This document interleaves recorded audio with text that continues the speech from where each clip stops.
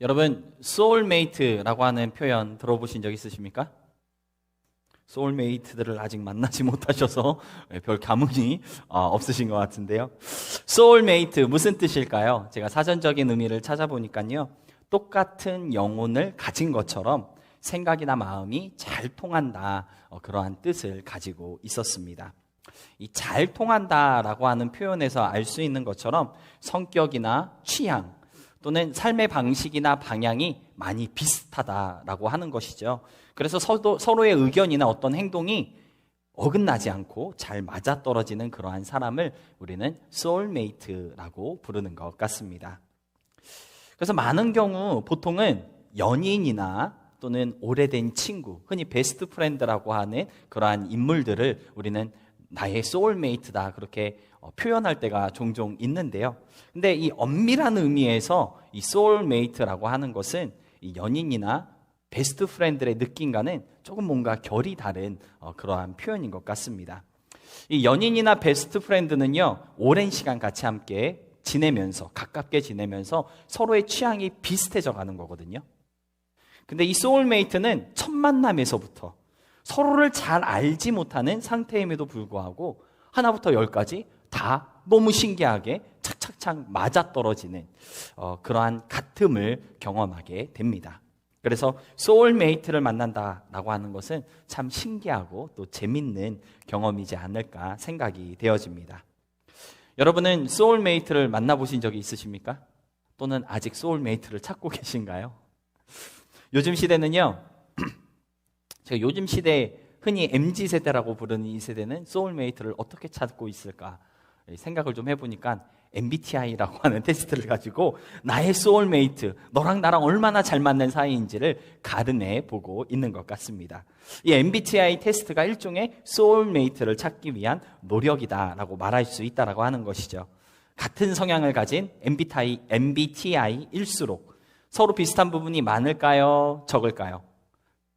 MBTI가 비슷하면 비슷할수록 서로 잘 맞는 부분들이 많아질 것이고, 같이 어울림이 어렵지 않고 크게 부딪히지 않을 수 있기 때문에 이 MBTI라고 하는 이 테스트가 서로 간에 아주 중요한 요소로 그렇게 작용하고 있는 것 같습니다. 그래서 누구라고 말은 못하지만 우리 교회도 MBTI 박사가 있죠. 네.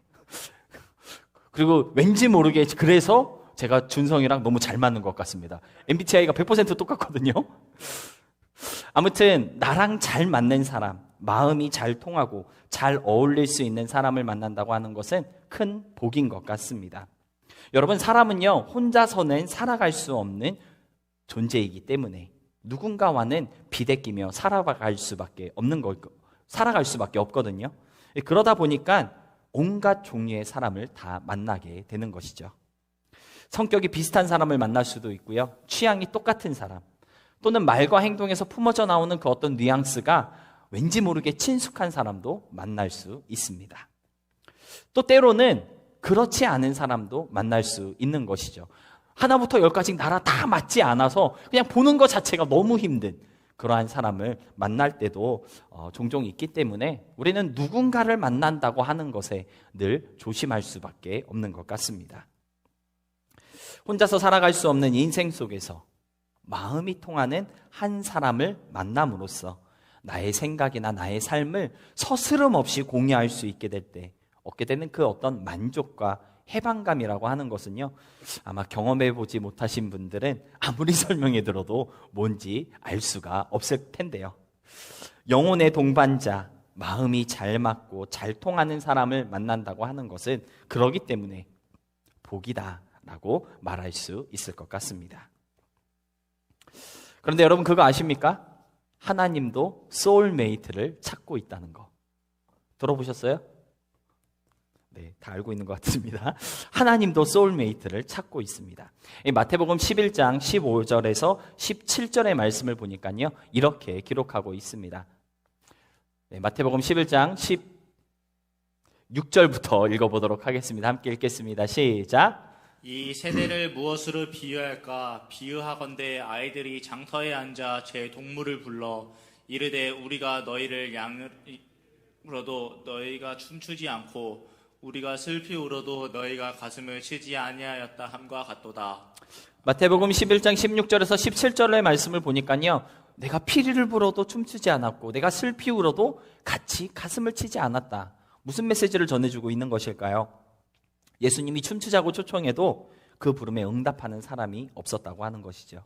예수님이 슬피 울어도 그 마음을 헤아려 주는 사람이 하나도 없었다라고 하는 것을 보여주고 있는데요. 피리를 불어도 춤추지 않는 세대, 슬피 울어도 가슴을 치지 못하는 세대, 뭔가 하나님과 마음이 통하지 않고 손발이 맞지 않는 세대가 바로 이 세대다라고 주님은 한탄하셨습니다. 사실 예수님께서 사람의 몸으로 이 땅에 오시기 전에 누구를 먼저 보내셨죠? 하나님께서 세례 요한을 먼저 보내셨습니다. 왜 먼저 보내셨느냐? 뭔가 시키실 일이 있었기 때문인데요. 그 일이 무엇입니까? 바로 하나님과 맞지 않는 이 세대의 마음을 주님께로 돌이키게 하시기 위해서 세례 요한을 먼저 보내셨다고 성경은 기록하고 있습니다. 말라기 4장 5절로 6절의 말씀인데요. 이렇게 기록하고 있습니다. 보라, 여호와의 크고 두려운 날이 이르기 전에 내가 선지자 엘리야를 너희에게 보내리니 그가 아버지의 마음을 자녀에게로 돌이키게 하고 자녀들의 마음을 그들의 아버지에게로 돌이키게 하리라. 돌이키지 아니하면 두렵건대 내가 와서 저주로 그 땅을 칠까 하노라 하시니라. 여러분, 앞에서 읽은 마태복음 11장 15절, 그 바로 앞절 14절에 보니까요, 예수님은요, 만일 너희가 즐겨받을진대 오리라 한 엘리야가 바로 세례 요한이다 라고 그렇게 알려주고 계시거든요. 예수님보다 먼저 6개월이나 빨리 이 땅에 보내심을 받았던 이 엘리야, 세례 요한을 통해서 하나님께서는 하나님과 마음이 통하고 잘 맞는 그러한 세대를 준비하시고자 하셨던 것입니다. 왜냐하면 그 시대 사람들은요, 하나님과 마음이 맞는 사람이 하나도 없었고요, 하나님과 잘 통하는 사람이 없었기 때문입니다. 하나님의 소울메이트를 찾게 하시기 위해서 세례 요한을 먼저 보내신 것이다 라고 하는 것이죠. 하나님의 소울메이트, 뭔가 하나님과 마음이 잘 맞고 주님과 잘 통하는 그러한 사람이 되는 것, 저와 여러분을 향한 하나님의 기대가 바로 이것이라는 사실 여러분 기억하시고, 좀 예수님이 춤추자고 피리를 부를 때 같이 춤을 출 수 있고, 주님이 아파하실 때 같이 가슴을 칠 수 있는, 정말 주님과 잘 통하는 우리 모두가 될 수 있기를 진심으로 소망하며 축복합니다. 그런 의미에서 오늘 본문에 나오는 이 예후라고 하는 사람은 참 행운아인 것 같습니다. 왜냐하면 마음이 너무나도 잘 통하는 한 사람을 만났기 때문인데요. 본문 15절에서 예후는요, 레갑의 아들 여호나답이라는 사람을 만났습니다. 그리고 그에게 물어보았습니다. 내 마음이 네 마음을 향하여 진실함과 같이 네 마음도 그러하느냐? 그랬더니 여호나답이 네, 그렇습니다 라고 대답을 하였고요. 예후와 여호나답은 손을 잡았다라고 오늘 성경은 기록하고 있습니다. 여러분, 너무나도 마음이 진실하게 잘 통하는 예후와 여호나답이 만났다고 하는 오늘 성경의 말씀을 통해서 우리는 무엇을 보게 되는 것일까요? 서로에게 진실한 마음이란 무엇인지, 어떻게 그런 사람을 나는 만날 수 있는 것인지, 우리는 왜 마음이 통하는 사람을 만나야 하는지, 여러 가지 질문들에 대한 답을 오늘 본문은 우리에게 주고 있는 것 같습니다. 그래서 오늘 이 시간 이러한 여러 가지 질문들을 생각하면서 본문의 말씀 여러분과 함께 묵상해 보려고 하는데요. 이 말씀을 통해 여러분의 삶 가운데 정말 서로에게 진실한 마음을 가진 참된 친구를 찾게 되는 너무나도 귀한 이 시간이 될 수 있었으면 좋겠습니다. 첫 번째로 먼저 우리가 알아야 할 것이 하나 있는데요. 마음이 진실하다라고 하는 것이 무엇인지 생각해 보길 원합니다. 본문에 나오는 예후는요, 여호나답을 향해 그의 마음이 진실하였다라고 고백하였고요. 여호나답도 내 마음도 당신을 향해 진실합니다라고 그렇게 고백하였습니다. 서로를 향해 진실하였던 그 마음이 도대체 무엇인지 생각해 볼 필요가 있다라고 하는 것이죠. 여러분, 마음이란 무엇일까요? 제가 여러분께 말씀을 드린 적이 있는데요. 이 한국 사람들에게 마음이라고 하는 것은 감정의 기능을 의미합니다. 그런데 신약 성경 시대를 살았던 사람들에게 이 마음이라고 하는 것은요, 감정의 기능이 아니라 지식적인 어떤 그러한 기능을 뜻한다고 제가 여러 번 여러분들에게 설명을 드렸었는데요. 그래서 한국 사람들에게 마음이 어디 있습니까? 라고 물어본다면 열이면 열, 다 여기에 있습니다. 이렇게 대답하는데, 신약 성경 시대를 살았던 사람들에게 마음이 어디 있습니까? 라고 물어보면 열이면 열, 다 여기에 있습니다. 라고 대답한다고 그렇게 여러분들에게 여러 번 설명을 드렸습니다. 무슨 뜻이냐면요, 마음이라고 하는 이 단어가 우리가 생각하는 것처럼 그렇게 단순한 의미를 가진 단어가 아니다라고 하는 것이죠. 오늘 예후가 여호나답을 향해 나의 마음이 너를 향해 정말 진실하다라고 했을 때 그 마음이 정말 서로를 향한 감정이 진실하다라고 하는 뜻인지, 아니면 너에 대해 내가 갖고 있는 그 지식과 어떤 이해가 거짓이 없어 그러한 뜻으로 말을 하고 있는 것인지, 그 의미가 조금 불분명하다라고 하는 것이죠. 그래서 오늘 본문에서 말씀하고 있는 이 마음이 무엇인지 그 의미를 좀 분명하게 파악해야 할 필요가 있는 것 같습니다. 그렇다면 오늘 본문이 우리에게 들려주고 있는 이 마음이라고 하는 것, 어떤 것을 의미하고 있는 것일까요? 본문의 마음을요, 히브리어로 찾아보니까요, 레바브, 그렇게 읽는 단어이었습니다. 그 뜻을 찾아보니까요, 좀 놀라웠습니다. 레바브의 뜻을 찾아보니까 용기, 마음, 명철, 이렇게 세 가지의 뜻이 있는 것을 볼 수가 있었습니다. 여러분, 신약 시대를 살았던 사람들과는 다르게 열왕기하가 쓰여졌을 당시 구약 시대를 살았던 사람들에게 이 마음이라고 하는 것은 단순히 어떤 지식적인 것만 뜻하는 것도 아니었고요, 감정적인 기능만을 의미하는 것도 아니었다라고 하는 것이죠. 용기, 마음, 명철, 지식적인 부분과 감정적인 부분뿐만 아니라 의지적으로 결단하여 행동하는 용기의 영역에 이르기까지 정말 모든 것을 다 포함하는 의미에서 마음이라는 단어를 사용하였다라고 하는 것입니다. 용기, 마음, 명철. 다르게 표현하면 지식, 감정, 의지를 한꺼번에 표현하는 단어가 바로 이 마음이다라고 하는 것이죠. 그런데 여러분, 지식과 감정, 의지, 이 세 가지를 통틀어 뭐라고 부르는지 혹시 아십니까? 인격의 3요소다, 그렇게 부르고 있습니다. 사람이 사람으로서 사람다움을 발산케 하는 세 가지 요소가 있는데 그것이 무엇입니까? 지식, 감정, 그리고 의지다라고 하는 것이죠. 사람이라고 할 때 아는 것이 없으면 사람이라고 할 수 없다라고 하는 것입니다. 사람인데 느끼는 것이 없으면 로봇이지 사람이라고 얘기할 수 없다라고 하는 것이죠. 지식과 감정은 가지고 있는데 의지가 없다? 사람 구실 못한다고 그렇게 표현들 하잖아요. 그래서 지식과 의지, 감정을요, 사람됨의 3요소, 인격의 3요소, 그렇게 부르고 있는데요. 그런데 오늘 본문에서 예후가 여호나답을 향해 내 마음이 너를 향해 진실하다라고 했을 때, 그런 의미에서 예후는 지금 여호나답에게 어떠한 고백을 하고 있는 것입니까?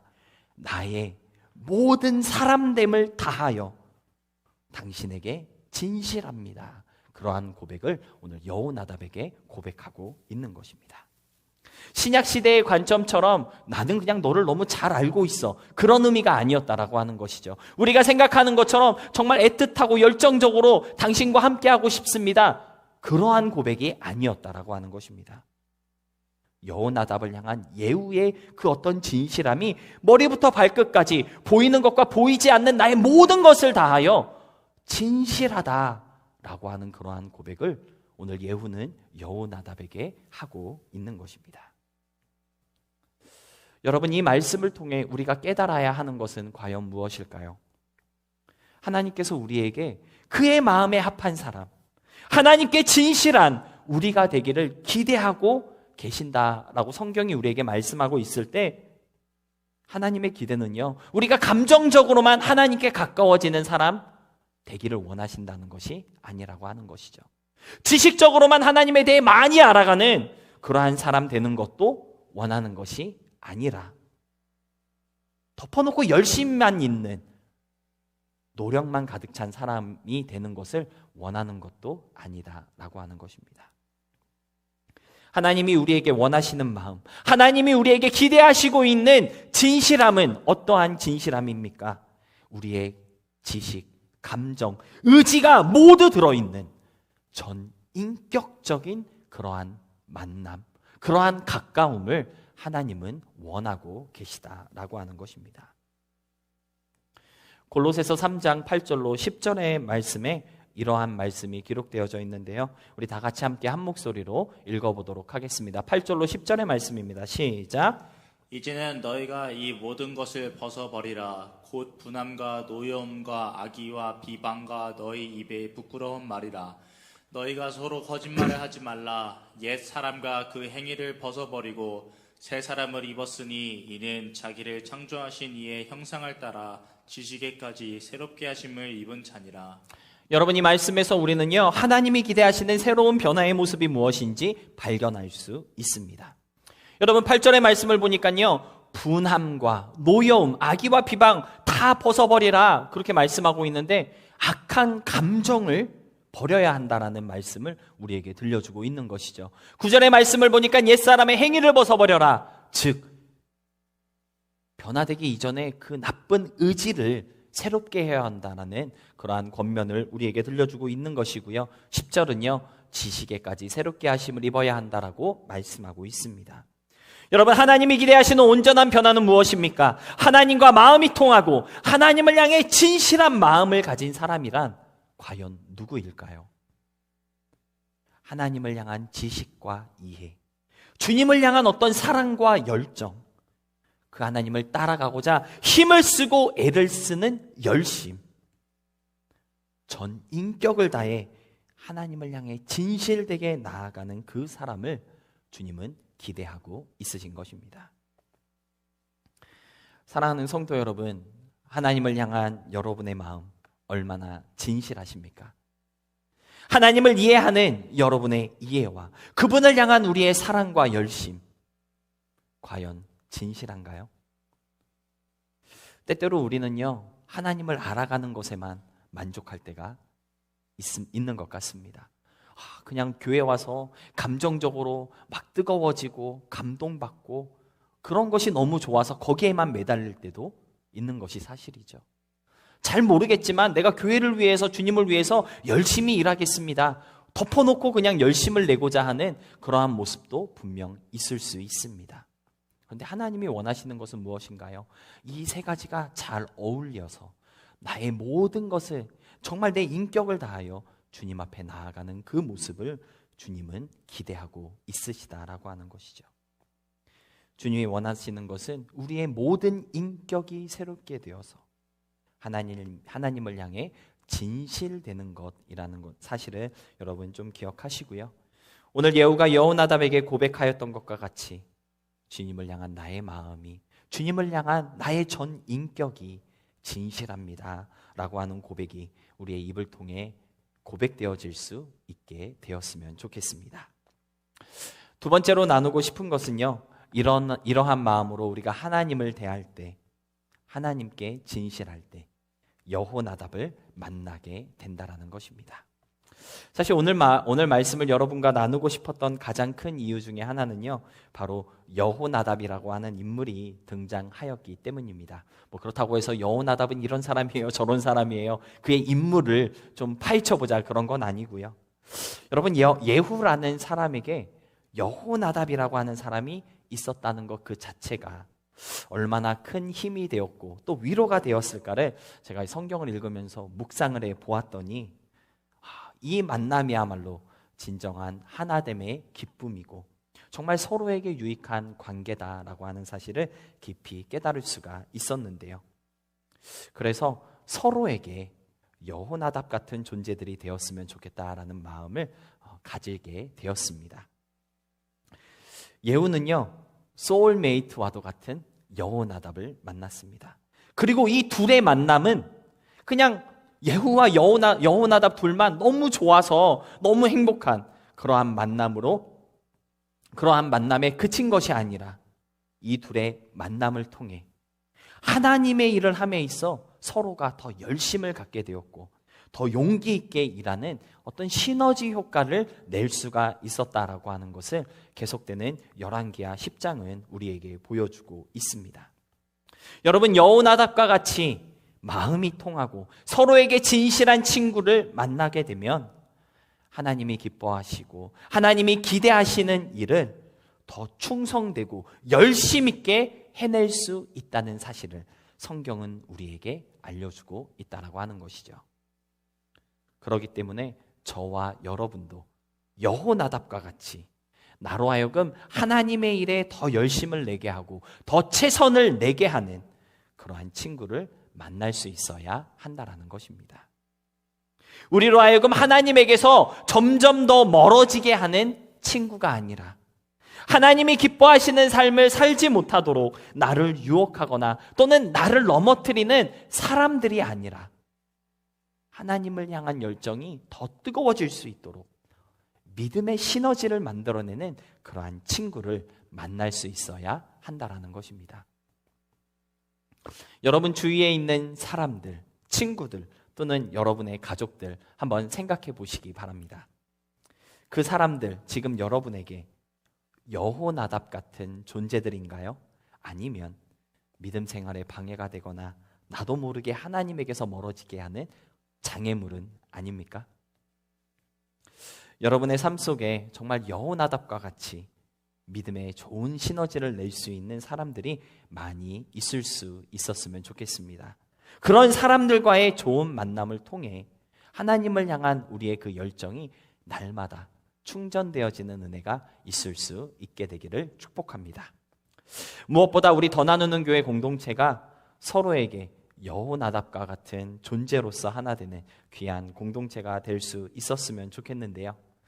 솔직하게 사실 여러분 한 분 한 분은 저에게 여호나답과 같은 그러한 존재들입니다. 여러분들이 함께하고 있기 때문에 우리 더 나누는 교회가 여러 가지 모습으로 또 여러 가지 사역들을 감당하고 있거든요. 여러분이 함께하고 있기 때문에 하나님이 기뻐하시는 일을 정말 열심히 하고 있는 것이고요. 여러분의 참여가 있기 때문에 우리 교회가 할 수 있는 일보다 더 크고 놀라운 일들을 우리가 용기 내서 감당하고 있는 것입니다. 하나됨의 기쁨이 있는 교회라고 하는 다짐으로 우리가 10월을 보내고 있는데요. 여러분과 함께하는 그 자체가 하나님 안에서 선하고 아름다운 연합이라고 고백하고 싶습니다. 소망하기는 저뿐만 아니라 여러분 모두가 서로에게 그러한 마음을 느끼고 또 그러한 존재가 되어주기 위해 힘을 쓸 수 있는 우리 더 나누는 공동체가 될 수 있었으면 좋겠고요. 그러므로써 하나님을 향한 우리의 열정과 간절함이 서로로 인해서 더 깊어지고 넓어지는 귀한 역사가 일어날 수 있었으면 좋겠습니다. 내가 너에게, 당신이 나에게 여호나답과도 같은 그러한 존재들로 세워지는 역사가 10월뿐만 아니라 계속되는 더 나누는 교회의 모든 시간 속에서 우리의 그 만남 가운데 이루어질 수 있게 되기를 다시 한번 소망하며 축복합니다. 말씀을 정리하면서 마가복음 7장 6절의 말씀 함께 나누었으면 좋겠는데요. 우리 마가복음 7장 6절의 말씀 다 같이 함께 읽어보도록 하겠습니다. 함께 읽겠습니다. 시작. 이르시되 이사야가 너희 외식하는 자에 대하여 잘 예언하였도다 기록하였으되 이 백성이 입술로는 나를 공경하되 마음은 내게서 멀도다. 아멘. 여러분 마가복음 7장 6절은요. 마음이 아닌 입술로만 하나님을 공경하던 사람들을 꾸짖으시던 예수님의 말씀을 기록하고 있습니다. 하나님을 공경한다. 나는 그분의 말씀을 신뢰해. 그는 정말 여호와 나의 주 하나님이셔. 그렇게 고백했던 당시 이스라엘 사람들은 입술로만 하나님을 믿고 따랐을 뿐 그들의 마음은 하나님에게서 멀리 떨어져 있었습니다. 재밌는 것은 예수님께서는 이사야 29장 13절의 말씀을 인용하셔서 그들을 꾸짖으셨다라고 하는 것이죠. 이사야 29장 13절에는 이렇게 기록되어 있습니다. 주께서 이르시되 이 백성이 입으로는 나를 가까이 하며 입술로는 나를 공경하나 그들의 마음은 내게서 멀리 떠났나니 그들이 나를 경외함은 사람의 계명으로 가르침을 받았을 뿐이라. 사랑하는 성도 여러분, 마가복음과 이사야에서 증거하고 있는 이 사람들, 이 백성들, 입술로만 하나님을 공경하는 뭔가 잘못된 이 믿음, 혹시 우리들의 모습은 아닌가요? 입술로는 하나님을 정말 잘 믿고 하나님을 너무나도 사랑하며 하나님께 가장 가까이 붙어있는 그러한 사람인 것 같은데, 그런데 우리의 마음은 하나님에게서 멀리 떠나 있는 모습은 아닌지, 지금 우리의 마음은 어디까지 와 있는지 한번 점검해 볼 수 있었으면 좋겠습니다. 입술은 가깝고 마음은 떠나 있는 모습, 주님이 기뻐하시는 모습이 아닙니다. 겉사람보다는요, 우리의 속사람이 주님께 더 가깝고 진실할 때, 그것이 진짜 하나님을 사랑하고 공경하는 믿음이라는 사실을 오늘 성경은 우리에게 알려주고 있는 것입니다. 근데 오늘 성경 말씀을 보니까요, 입술은 가까운데 마음이 멀게 된 그 잘못된 믿음이 어디서부터 시작되었냐 하면 사람의 계명으로 가르침을 받았을 때 그러한 일이 일어난 게 된 것이다라고 이사야서는 알려주고 있습니다. 하나님의 말씀을 사람의 계명으로 받게 되면 이처럼 잘못된 믿음이 되는 것이다라고 이사야는 경고하고 있다라고 하는 것이죠. 하나님의 말씀을 하나님의 말씀으로 받는 것에서부터 우리의 전 인격이 진실하게 변화되어 주님께로 다가가게 되는 귀한 역사가 일어나게 되는 것이다라고 알려주고 있는 것입니다. 하나님의 말씀이 지금 여러분에게, 여러분의 생각과 마음에, 여러분의 삶에 어떠한 모습으로 기록되고 있습니까? 혹시 그냥 좋은 교훈, 들을 만한 가치 있는 소리로만 그렇게 다가오고 있는 것은 아닌가요? 귀에 좋은 소리 정도로만 하나님의 말씀을 우리가 대접하고 있기 때문에 나의 마음이 하나님의 마음에 이르지 못하고 있는 것이고요, 하나님의 마음이 우리의 마음에 와닿지 못하고 있는 것입니다. 하나님의 말씀이 드디어 하나님의 말씀으로 들려지고 하나님의 말씀으로 적용되는 그러한 은혜가 여러분의 심령 속에 일어날 때 우리의 마음도, 우리의 입술도, 우리의 보이는 것, 보이지 않는 모든 것이 하나님께 진실하게 다가가는 귀한 역사가 일어나게 된다는 사실, 여러분 꼭 좀 기억할 수 있으시기를 부탁드립니다. 입술만 번지르한 믿음이 아니라 마음이 진실된 믿음이 될 수 있었으면 좋겠고요, 보기에만 좋은 그러한 신앙생활이 되기보다는 그 중심에서부터 뭔가 다름을 보여줄 수 있는 우리의 신앙이 될 수 있었으면 좋겠습니다. 앞에서 함께 나누었던 말라기서의 말씀과 같이 하나님 아버지의 마음이 우리에게, 그리고 우리의 마음이 하나님께로 향하는 귀한 역사가 여러분의 삶 가운데, 우리 모두의 삶 가운데 일어날 수 있음으로써 고린도전서 2장 16절의 고백과도 같은 그러한 믿음의 고백이 우리의 믿음이 될 수 있기를 간절히 소망합니다. 우리 고린도전서 2장 16절의 말씀 다 같이 한 목소리로 함께 봉독하겠습니다. 시작. 누가 주의 마음을 알아서 우리를 가르치겠느냐? 그러나 우리가 그리스도의 마음을 가졌느니라. 여러분, 이러한 고백과 다짐으로 살아가는 여러분의 한 주 될 수 있으시기를 주님의 이름으로 소망하며 축복합니다.